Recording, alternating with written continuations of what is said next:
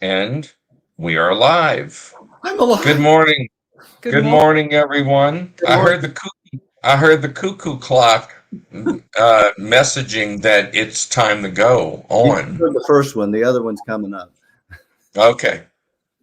Well, good morning, everyone. Don't see anybody joined in yet, but they come later. Um, I'm Brian LeBlanc, and over to my left, unseen, is Maureen Rulison. You'll hear her voice probably, and her comments, which are wonderful and heartfelt. Okay, she's shushing me off. Today we are joined by our friends. And I'm sure they would be yours if you ever met them. It's Lynda Everman and Dr. Don Wendorf.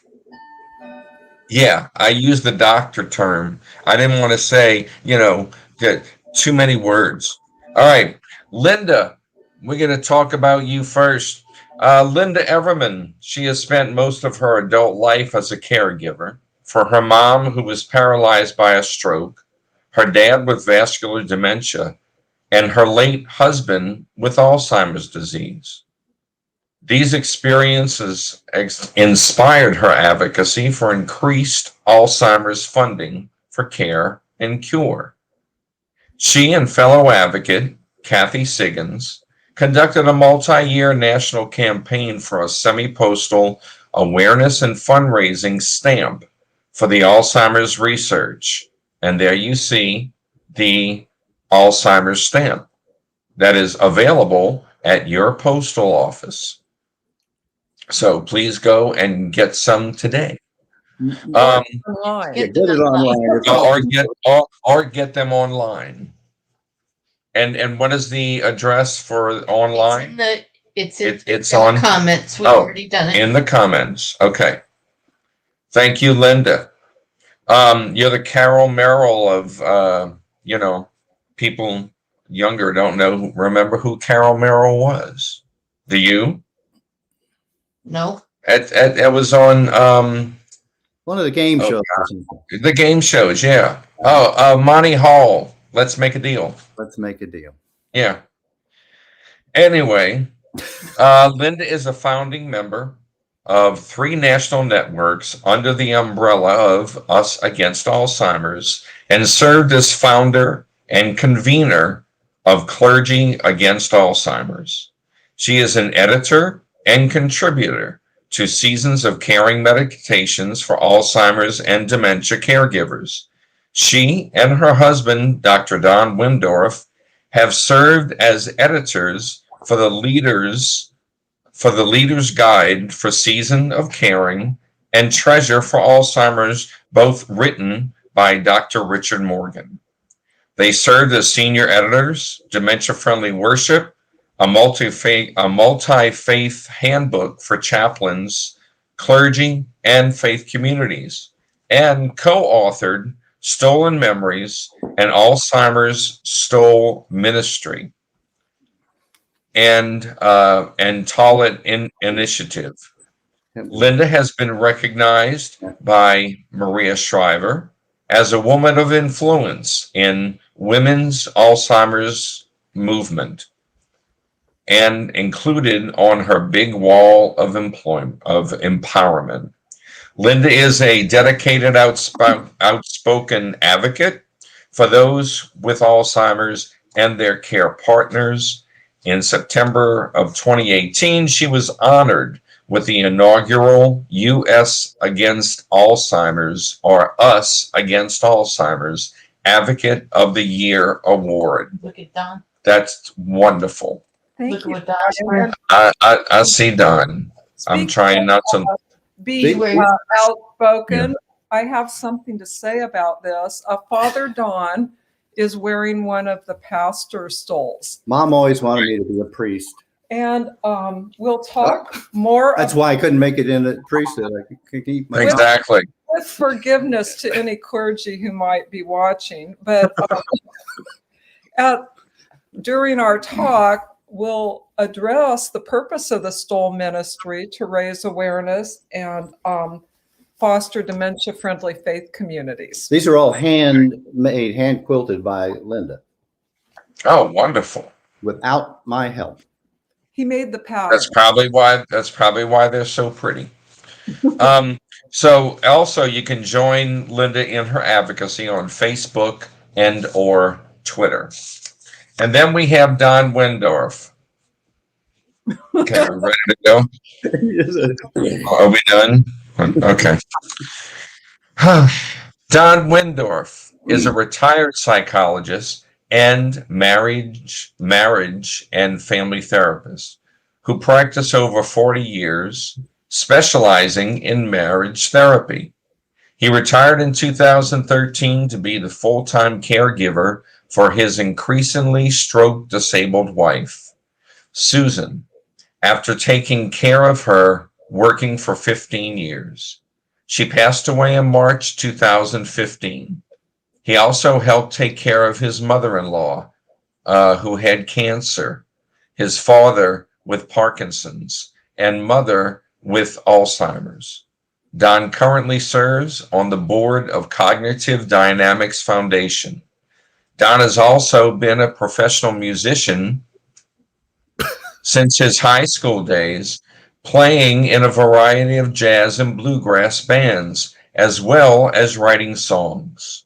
He combined all these interests and experiences in 2 books, one on marriage, Love Lyrics, a musical marital manual, and one on emotional struggles and caregiving, Caregiver Carols, a musical emotional memoir. Both written primarily in song lyrics to be more accessible and memorable and to ease the pain a bit. Don and his wife Lynda, Don and his wife Lynda met when he contributed to her book, Seasons of Caring, Meditations for Alzheimer's and Dementia Caregivers. They are now building a library onto their home. And together, they have edited several additional books for caregivers. They are advocates for increased funding for research on Alzheimer's and related dementias, and regularly speak to conferences, churches, and advocacy groups on topics relating to dementia and caregiving. Whew. Wow. Well, nice to have been with you. Bye. I know. I need a drink now. So, and above all, Don and Lynda are very good friends of ours. They have not yet met Maureen in person, but we hope to remedy that in the next coming months. So you never know when we'll pop up at your door. So we thank you guys for being here. You're basically a regular on our show, which we do appreciate very much because you always have different messages and different information to share with us. So I do have some questions here, and the first one is start us off here. What do you mean by your title, Addressing the Spiritual Needs of Persons Living with Dementia? Well, each word in that title is important. So, in your mind, underline each word. Persons living with dementia. Persons. I mean, the idea here, as soon as you say person, it directs you towards the thinking of against this idea of somebody who has dementia with Alzheimer's or related dementia. It's just kind of an empty shell. We don't believe that. The person is still there. Well, all right. If they're a person, that tells us a whole lot of other things. We're all persons. We know what it means to be a person. So the core, the essence, the soul, the personhood always remains.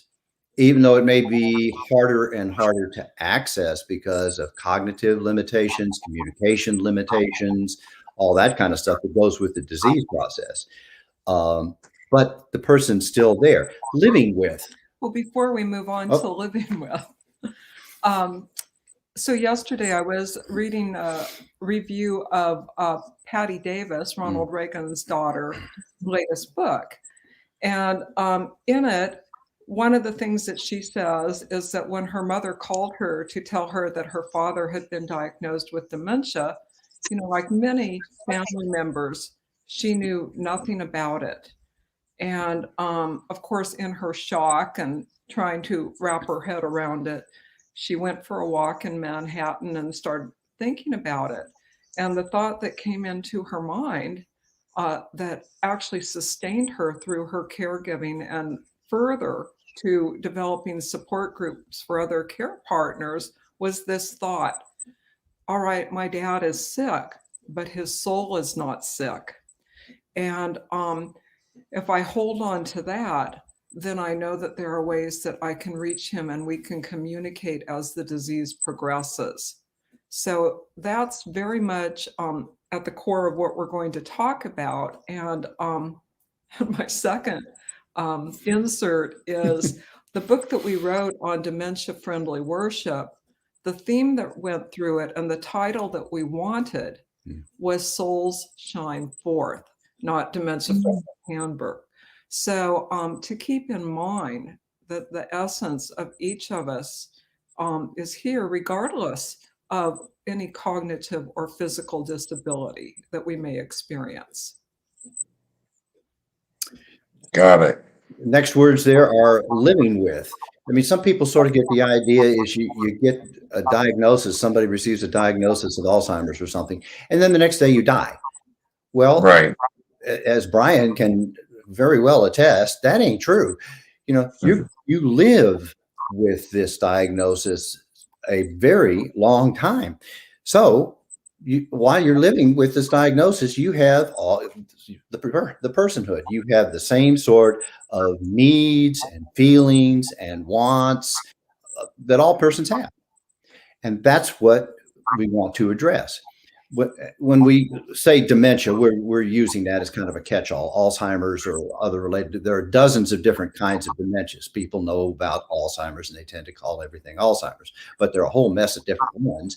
And each one has its own particular course and progress and that kind of stuff. And difficulties, yeah. Back to the living with, it's interesting to me that this is one of the greatest stigmas around dementia.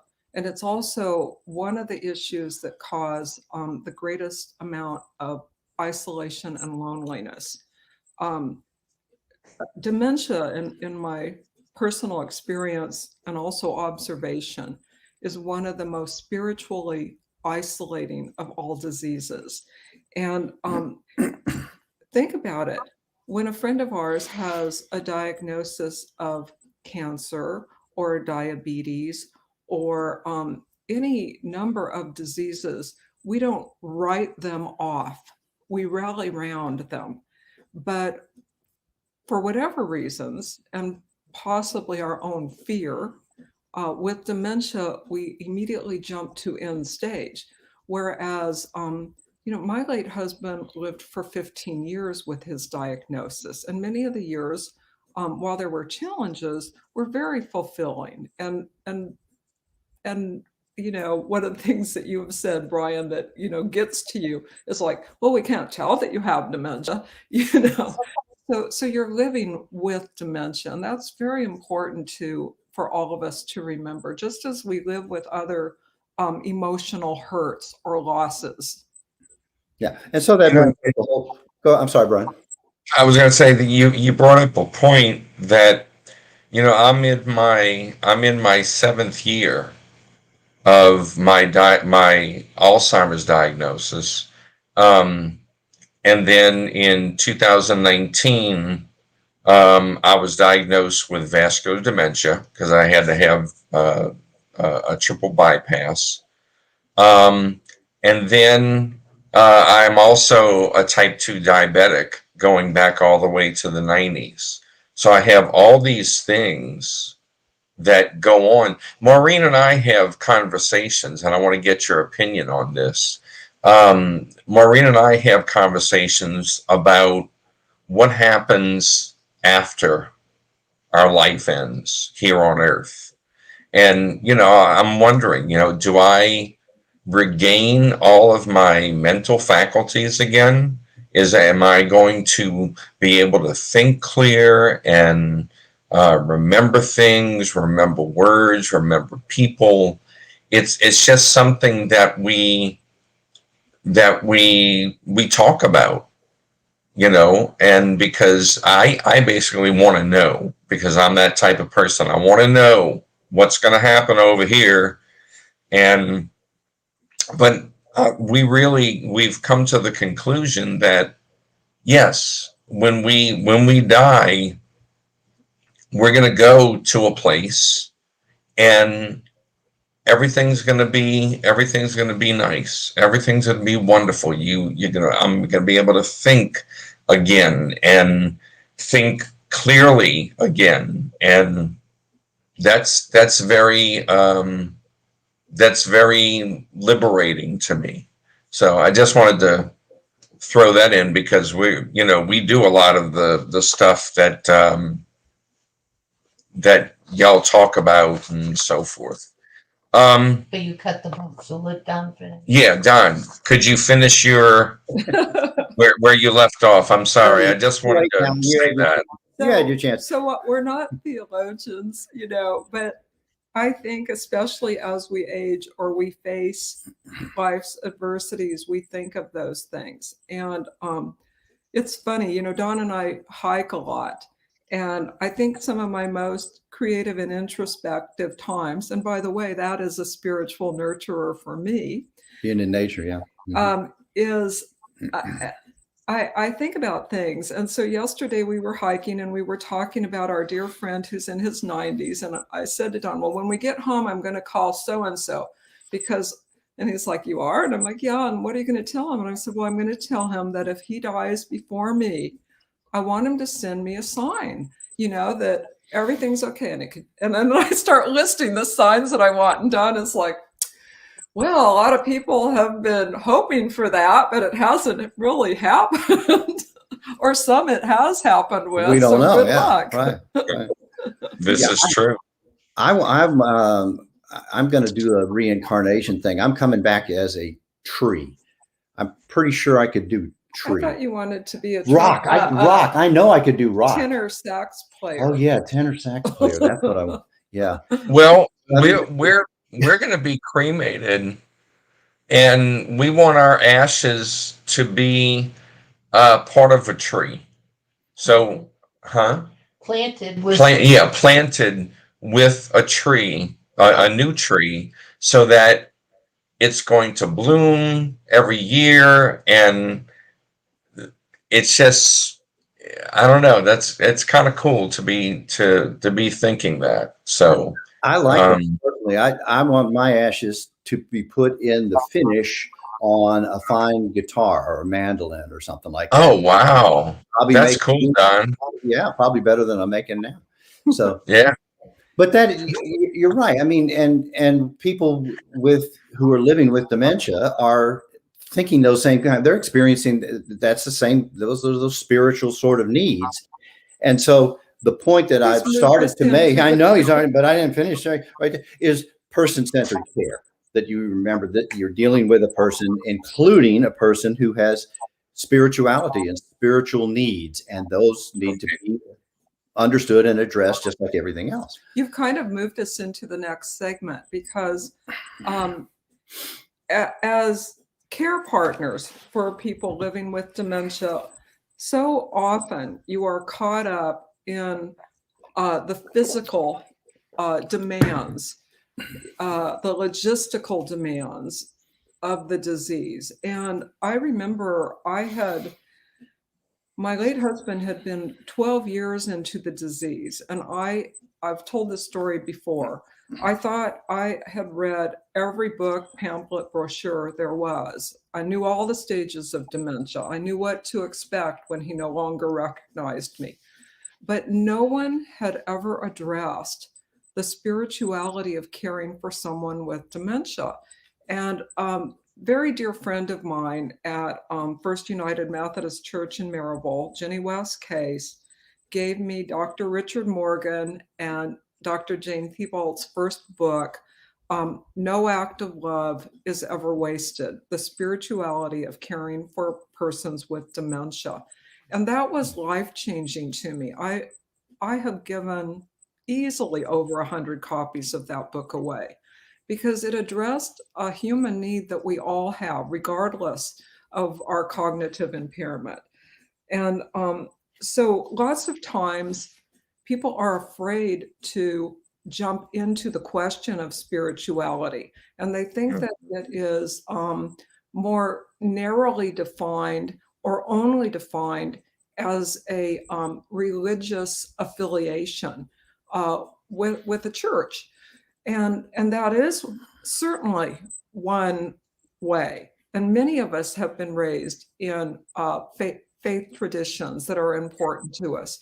But there are also other ways that people connect with their own spirituality, with however they define God, and with each other, that are valid and that we mustn't be afraid to explore. I mean, so Dawn is now going to answer the question that you're going to ask, Brian. Oh, is he still here? Yeah. Thank you, Linda. Okay, the next question for you, Don, is the word spirituality. It seems to mean lots of different things to different people. So, what do you mean when you're talking about spirituality? Yeah, traditionally, that was almost a synonym with religious affiliation, with religion, and it had a religious meaning. We're using it in a more modern sort of sense. It's a little bit broader. That's really talking about things related to the spirit, the non-material, the unseen, the ethereal, the transcendent, the incorporeal. You like that? Formless. What does that mean? I don't know. Oh. How you experience the transcendent, the divine, related to the soul. So it starts getting into things like selfhood, our understanding of what is sort of the ultimate for you, or the deepest in meaning, or your values, or one's essence, what is transcendent or self-transcendent. And that should be clear now. Okay. Those were pretty big words. I know. I read them all. Okay. So tell us what these spiritual needs are all about. Okay. So the spiritual needs of persons living with dementia, like all of us, are, in my opinion, about connection. It's about connection with however we define the divine. One of the quotes that I like is, however you define God, God is still here. God is always near. And so it's a connection with the divine or the ultimate. Loving God, being loved by God, however you define God, having a relationship with God in which there is praise, worship, gratitude given, and love, grace, help, etc. So there's spiritual practices. And to me, a lot of this is expressed and played out in our relationship with each other. How we treat each other, in my personal opinion, is a testimony to what we think of God and what we think of as, behaving in an ethical way. All of the major religions have, in essence, the same creed boils down to, of loving one another. So I think the theme of connection with others and the divine as seen in others, sharing love, giving and receiving love and being known. That is something all of us want. And I think specifically in terms of persons living with dementia and my late husband, one of the things that was very painful to me is we had moved from California to Tennessee, and people didn't know Richard before dementia. That was very painful to me because they didn't know who he was, who was behind the mask of dementia. And at the time that I moved him and had to move him to an assisted living facility, and long before this was popular, I wrote 2-page biography. It was just 2 pages, but it wasn't that he liked or disliked broccoli. It was, the things that were important to him, the contributions and accomplishments he had made, the things that were interesting to him. And I wrote this with the hope that those who helped care for him, the professional caregivers, would pick some of these topics to engage him with. He was still into the late stages of dementia, very interested in books and history and computing and airplanes, in architecture, So, and even when he didn't know that Lynda was his wife, sometimes he thought I was his sister or his mother or whomever, he always knew that I was someone who loved him and I was someone whom he trusted. So that was a tremendous gift to me, that the fact that he didn't know that I was Lynda, his wife, really was not so horrible because he knew that I was someone who loved him and someone that he trusted. He had his trust in me. So that is part of the human soul where the mind may forget, but the heart remembers. Yeah. Talking again about connection with others and as a part of your spirituality, my late wife, Susan, with her vascular dementia and so many physical limitations from all of her strokes, still was a person whose whole life had been based around giving and doing for others, serving others. She had a servant heart, is kind of the words that people use. And that was one of the hardest things for her about her illness, is that she felt that she couldn't do that. And all of us who knew her saw her continuing to do that just in the way she related to people and gave of her support and encouragement and love and counsel and this kind of stuff. But it was very important to her because that's what gave her life real meaning, was connecting with others. And she would say with the divine as she sees that in others. You want to go there? Yes, you Okay. go there. I'll go there. There's a lovely Hindu word. It's used as a greeting kind of a thing. Namaste. Yeah. And it gets interpreted in different sort of ways. And my ancient Sanskrit is weak. But I think essentially what it's saying is that the spirit, the soul, the essence of the divine in me recognizes, honors, respects, greets the same in you. Okay. I've heard the term. I just never I never knew what it meant. So thank you very much for that. Namaste. So we're going to go on to the next question. No, we're not. Not yet. No, we're not yet. Oh, sorry. We got point C. So oh, sorry about that. The other point that because we're still talking about connection and right. And spiritual needs. And spiritual needs and connection with our own self, our own soul, our own personhood and needs. And so with this, we're going to be the surrogates to talk today about the work that has been done by our friend Reverend Kathy Fogberry of When Words Fail. And Kathy talks about when words fail, Kathy was a chaplain for 22 years. And has cared for many, many people, including her mother-in-law who had dementia. And several years ago, Kathy had a grant and took off for a year to write this book. And she addresses each of the stages of dementia and the spiritual needs and gives us suggestions for meeting them.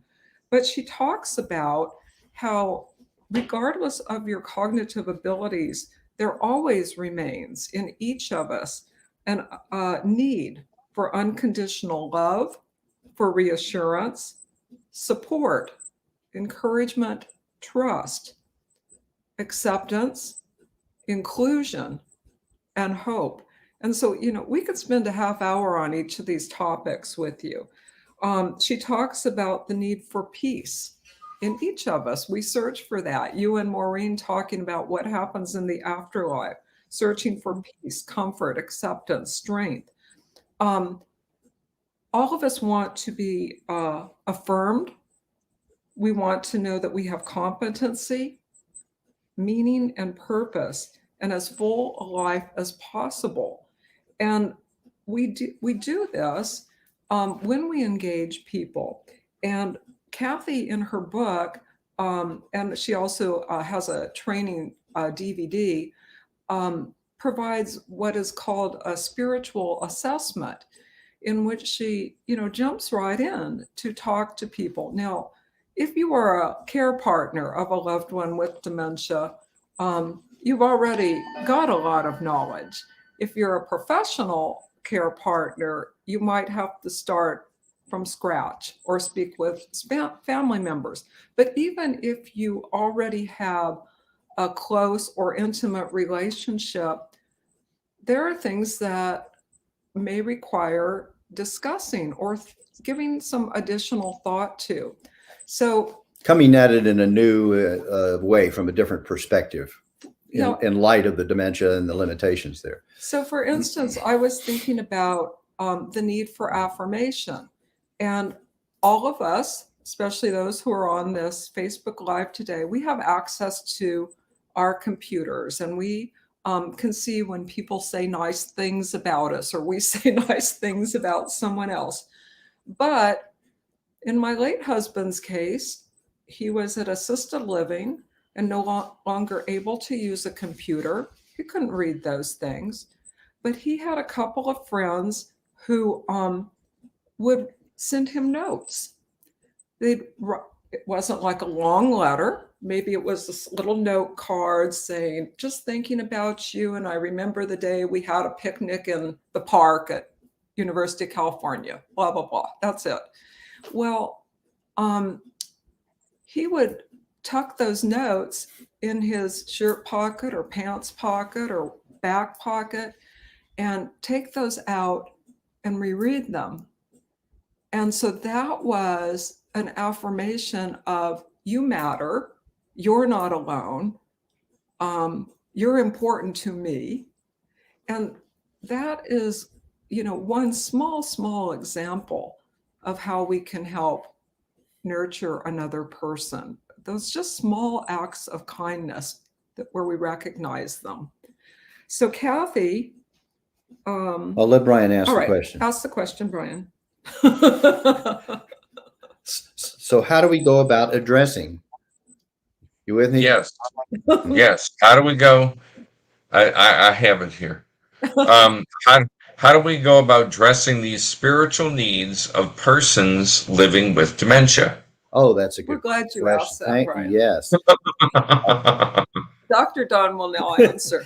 Well, and once again, we turn to Kathy Fogberry and her wonderful book, and she's got a DVD that's a training kind of a thing too. She starts with what she calls a spiritual assessment. And this is not just in a religious context. It's in that broader sort of context we're talking about.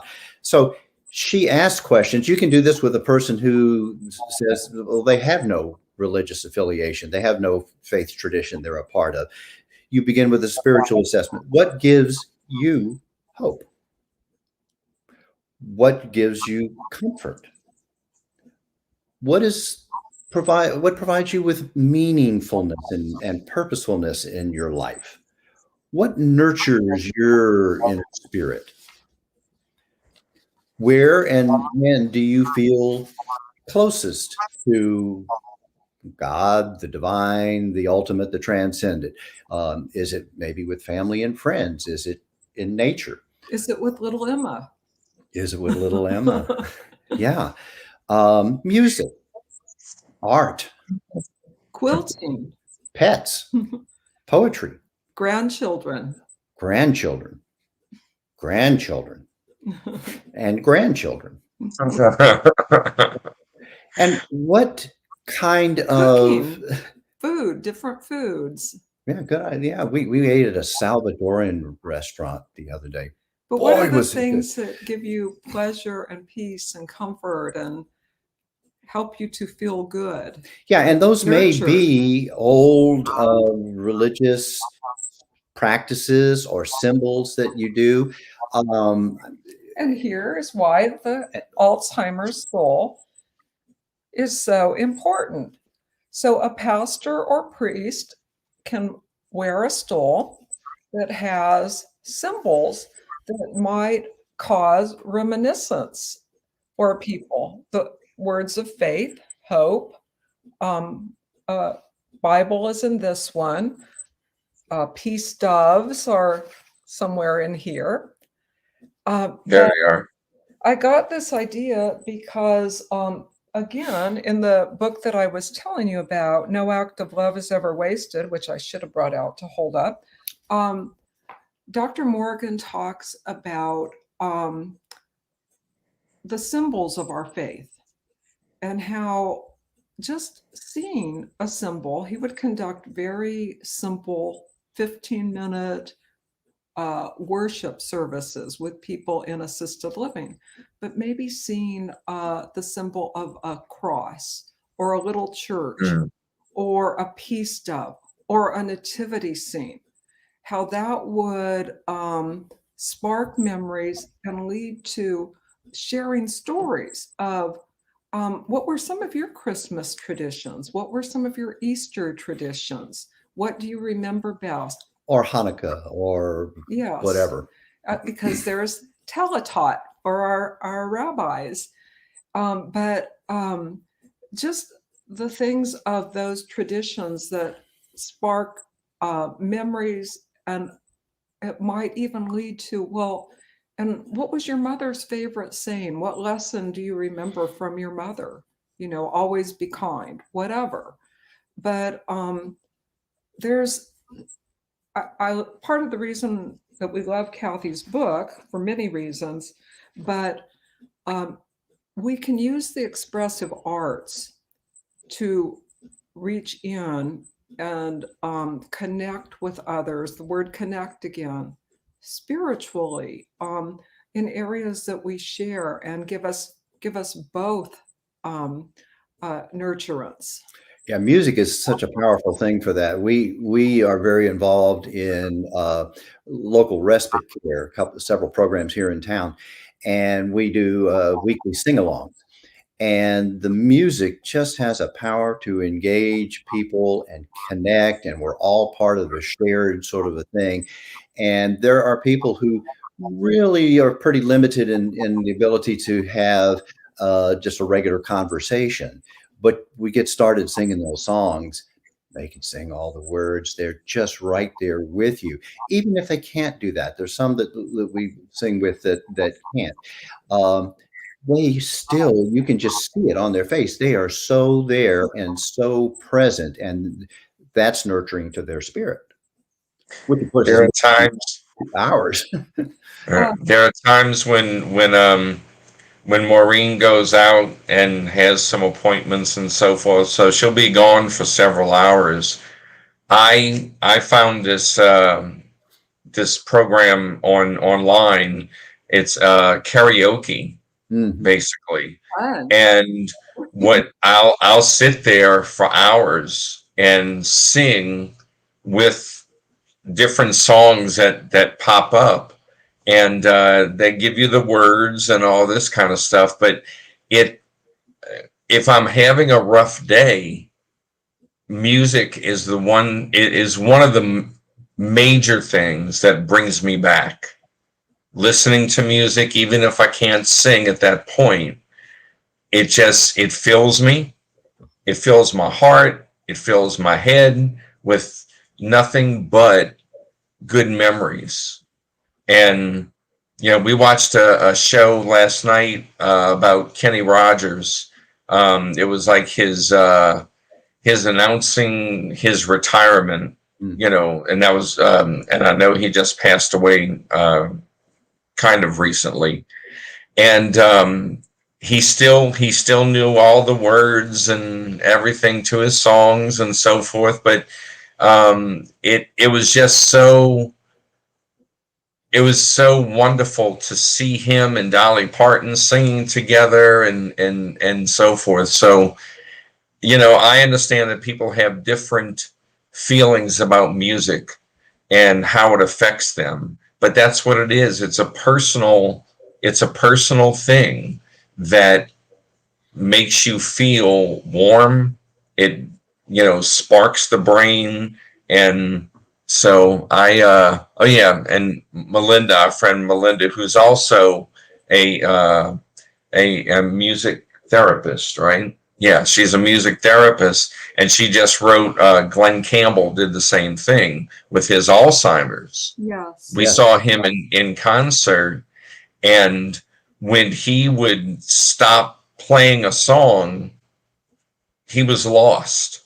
Yes. And then he would turn around and look at his daughter, and his daughter would shout out the next song. He would turn around with his guitar, boom, note for note, perfect pitch, everything. Right. And I just thought that was, number one, amazing, but also very beautiful. And so it was good. And Brian, that's the same thing with Tony Bennett and Lady Gaga. Yeah. Music is just really miraculous. I wanted to mention our book that should have been called Soul Shine Forth. This has contributors by 45 people from different faith traditions. And the contributions, the book starts out with people with dementia writing to tell us what their spiritual needs are. People like your friend and our friend, Greg O'Brien, Reverend Dr. Hewling Hummel. But throughout the book, the theme keeps going along of using the expressive arts for connection. And there are several chapters, and Kathy Fogberry wrote one of them, that where she melded the work of several people of creating dementia-friendly faith communities.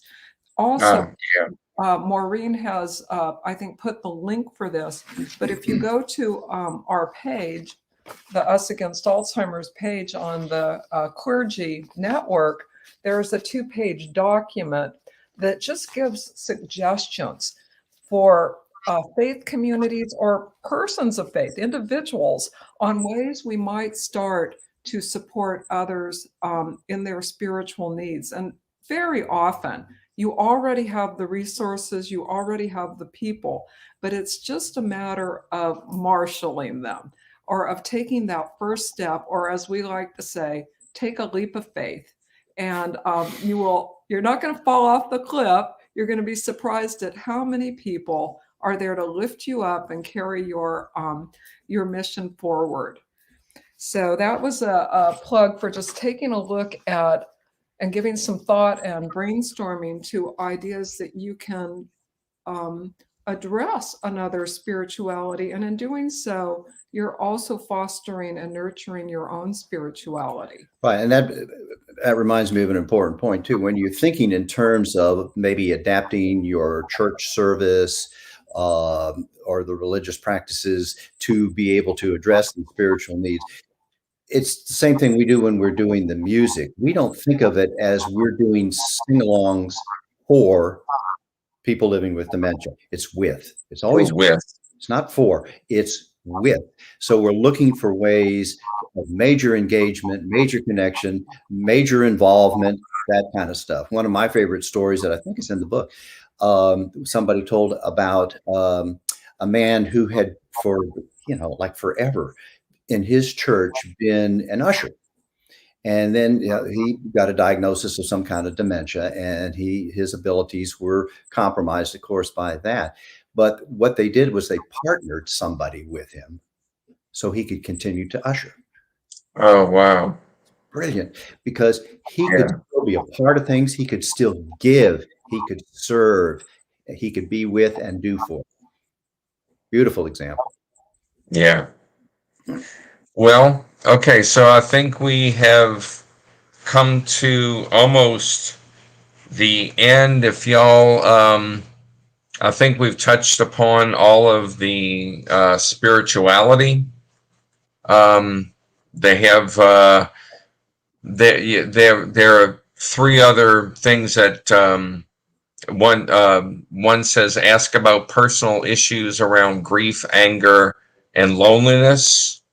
Help your faith community adapt to service programs, and that was a great illustration what you just said about the gentleman who was the usher, and give the present of your presence. Could you explain that one? The ministry of presence. Sometimes we don't know what to say or do, when someone is grieving or when someone is facing a difficult time. But how comforting is it just to be present with them and just to enjoy your time and not feel that you have to direct the relationship or the day or the event. Or come up with some powerful, insightful, magic words. Grief, you gotta experience it. And there's an awful lot of grief associated with dementia as you're losing things, independence, your abilities, connections and relationships. And so there's an awful lot of grief. You just gotta be there and listen and care. One of my illustrations of this was when my late husband Richard was in the hospital, and as the care partner, you're just worn thin too because you've had sleepless nights, and you're afraid to leave because the moment you leave, of course, the doctors or healthcare staff are going to come in and start asking your loved one questions, which he can't answer. And so I'm sitting there, and here come two women from my church, and they lived like an hour away, and they drove in and they just walked up and said, we thought you could use a break, and we'll stay with Richard while you go to the cafeteria or go home and take a nap or a shower or whatever. And how kind was that? Yeah. So the ministry of presence. Just show You up. made some one of the things that I have found in my own journey is I have met some absolutely awesome people that I never knew before. And now I have this whole string of new friends, and they get me. They get, they're always asking Maureen about stuff. I said it's What's hard. that? We do. Yeah, It's a challenge. exactly. But it just helps when people do talk to you and with just a regular conversation. I don't want them talking, hey, can you hear me? It's like, yeah, I still got ears. But anyway, a friend of mine, Marcy, she wrote when we were talking about music, she put that music elicits the emotion attached to the words. Yeah. And that was a great quote, because when I sing, I do get caught up in the words, and some words will bring very strong emotions, and but I get through it. I push through it and go to the next song, and hopefully it's a happier song. One comment, I've been trying not, don't turn it. Okay. I've been trying not to interrupt, but one thing that I have noticed is that the more gracious a person living with dementia receives the communications, the gifts that people try to give them, the more willing people are to try. And so we have to, as care partners, help the person we're supporting remember as best they can to realize that people are doing their best job. And they're not going to do it perfectly by any stretch, but anybody who's reaching out is taking a huge step that most people won't. Right. That's the absolute truth. So here's our final question. Are there any final thoughts on words for how we can address the spiritual needs of persons living with dementia? Do you have any closing remarks that you would like to We're going say? to put together. Do unto others as you would have others do unto you. Exactly. That's I know people have heard that many, many times, but do they practice it? Probably not everyone, but yeah, I really love those words. And I also loved having the two of you on the show this morning. So thank you very much. We went way over our 30 minutes, but our people stayed with us. Mike Nixon, a regular attendee here for our broadcast, he said, "Brian, please add the importance of not just walking past those of those that are in wheelchairs, and do not talk standing and talk down to them. So take time to pull up a chair. Spiritually, we remain on the same level. So don't not let us feel less." And that's important.